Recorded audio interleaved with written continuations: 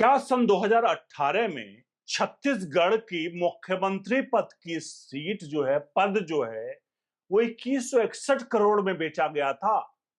क्या कांग्रेस का आला कमान भूपेश बघेल को मुख्यमंत्री बनाने के लिए 2161 करोड़ रुपए लिए थे?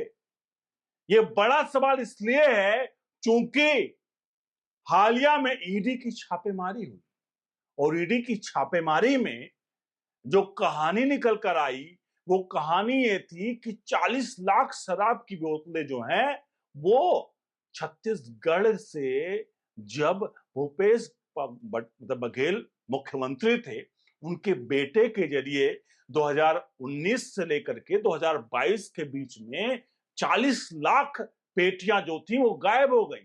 फर्जी उस पर बारकोड लगाए गए, उस बारकोड के जरिए पैसों को बाकायदा उनको उड़ाया गया और उसके लिए एक अफसर अपॉइंट किया गया। उस अफसर ने सारा काम किया और ये पैसा क्या आला कमान कांग्रेस के हाई कमान तक पहुंचा, यानी 10 जनपद पहुंचा। आपको याद होगा प्रधानमंत्री जब मंच पर कई बार कहते हैं कि कांग्रेस की जब सत्ता में होती है तो जिस राज्य में सत्ता में होती है वहां से पाइपलाइन चलती है और 10 जनपद जाती है। तो क्या यही वो पाइपलाइन थी जो एक जरिया था, जो पाइपलाइन के जरिए वो पैसा पहुंचाने के लिए ये सारा का सारा खेल रचा गया?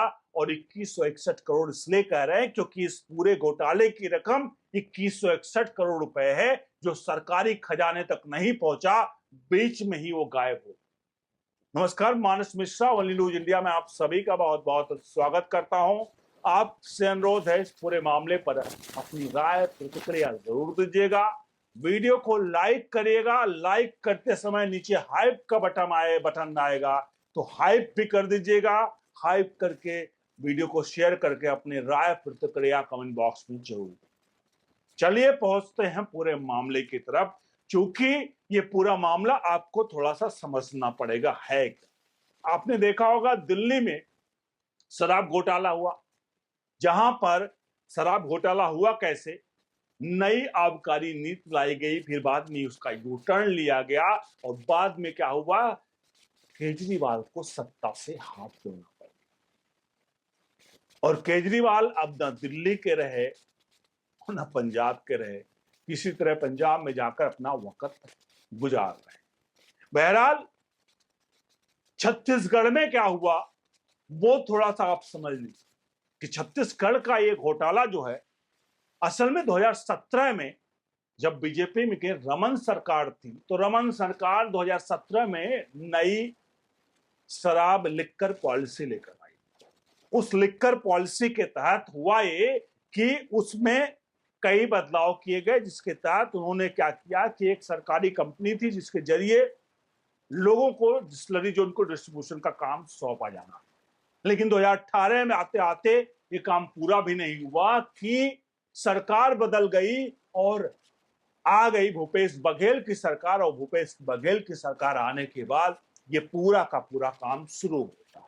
अब ये छत्तीसगढ़ का शराब घोटाला क्या है वो अपने आपके स्क्रीन पर नजर आ रहा, थोड़ा सा समझ लीजिए। छत्तीसगढ़ का शराब घोटाला जो है उसमें 2019 में शराब उत्पादन में शामिल जो डिस्टिलर्स थे, उन्होंने सरकारी ठेका पर देसी शराब की सप्लाई का कॉन्ट्रैक्ट लिया।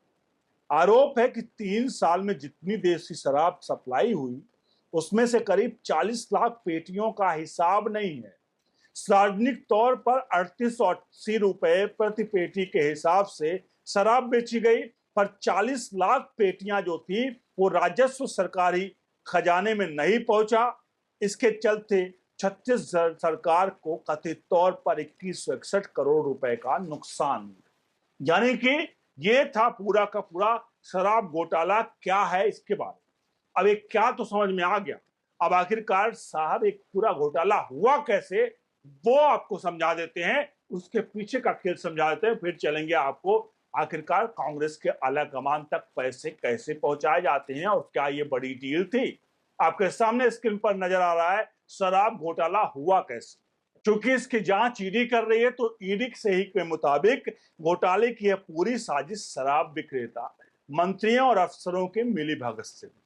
जी हाँ, आरोप है इसमें जो था कि इसमें आरोप है कि उत्पादकों की तरफ से जो शराब पेटियां में बंद कर सरकार ठेकों पर बेचने के लिए बेची जाती थी, उसे अवैध तरीके से बेचा गया। दरअसल शराब की बोतलों पर एक विशेष पैकेजिंग होती है जिसमें एक होलोग्राम लगा होता है। इन बोतलों को बेचने के दौरान इनकी स्कैनिंग होती है।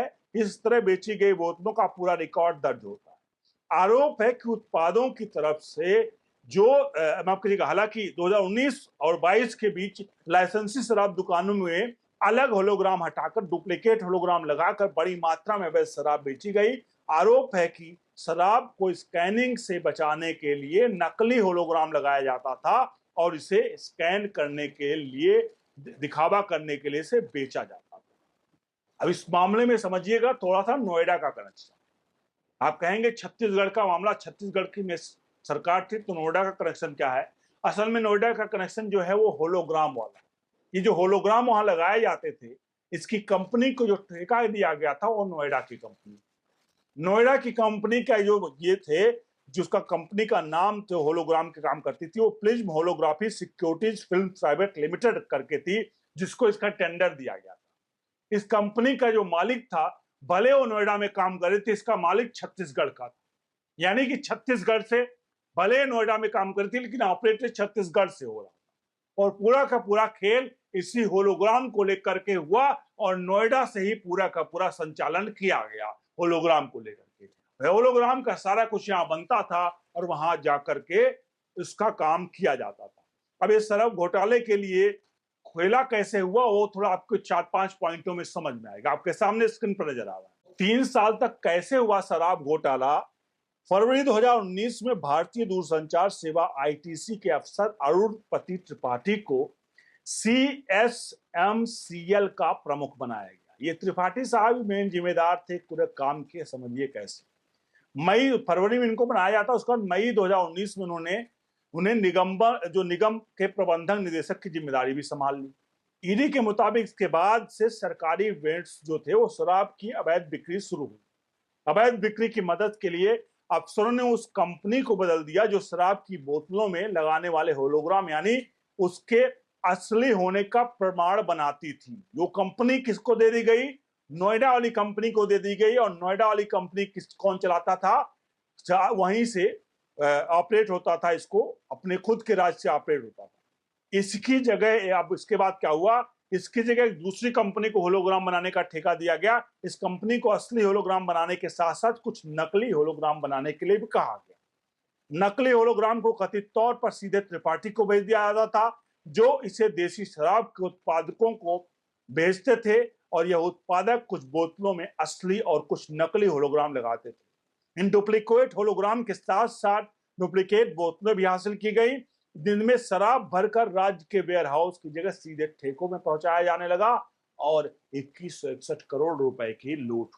तो ये है पूरा का पूरा मामला। ये है पूरा का पूरा लोकतंत्र में कहते ना, ये लूट तंत्र है। लोकतंत्र में लूट तंत्र, जहां पर डील होती है क्या एक पद के लिए, क्या आखिरकार 2161 करोड़ रुपए में इतना बड़ा झोलझाल किया गया कि सीधे तौर पर कंपनी को जिसको टेंडर पहले दिया गया था उसको टेंडर ना देकर दूसरी कंपनी को टेंडर दिया गया। आखिरकार उसके पास कितने पैसे पहुंचे होंगे, उसने कितने पैसे दिए होंगे जिसने टेंडर लिया होगा। जाहिर सी बात है उस होलोग्राम बनाने के लिए जो इस कंपनी ने टेंडर लिया था उसको भी पैसे दिए गए होंगे और उसने भी दिए होंगे। और जाहिर सी बात है नकली होलोग्राम यूं ही कोई कंपनी नहीं बनाती, उसके लिए भी बड़ा खेल हुआ होगा। तो ये है पूरा का पूरा मामला। आप सभी से चाहेंगे कि आखिरकार ये जो प्रधानमंत्री कहते हैं कि भाई जो पाइपलाइन चलती है, जिस राज्य में सरकार होती है कांग्रेस की, पाइपलाइन 10 जनपद दिल्ली तक जाती है, तो क्या ये 10 जनपद दिल्ली तक उसी जो 2161 करोड़ रुपए हैं, क्या उसी पाइपलाइन के जरिए दिल्ली पहुंचा? बड़ा सवाल है।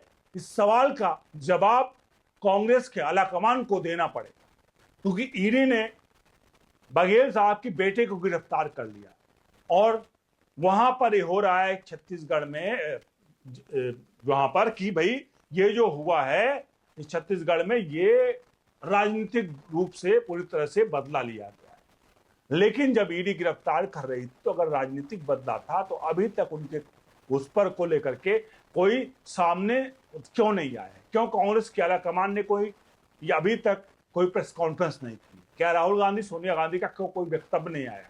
बहुत सारे ऐसे सवाल हैं जिनका जवाब अभी भी मुंबाई खड़े हैं। आप सभी से चाहेंगे जितना हो सके इस वीडियो को शेयर करें, लाइक करें। पूरी इंफॉर्मेटिव वीडियो थी कि आखिरकार ये शराब घोटाला कैसे हुआ, सब तक पहुंचाइए। बने रहिए और न्यूज इंडिया के साथ। बहुत बहुत धन्यवाद।